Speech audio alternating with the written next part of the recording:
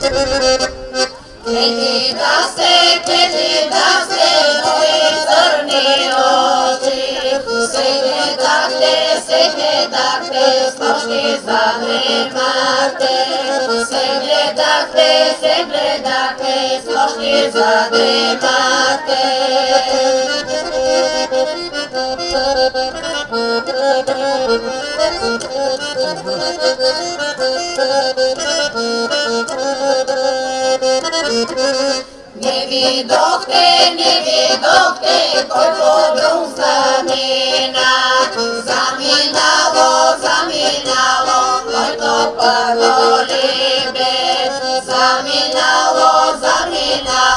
камене питаго.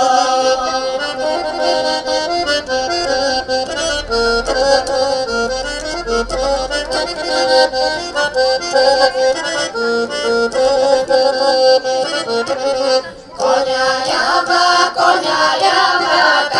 планината, војска води, како честа гора. Војска води, како честа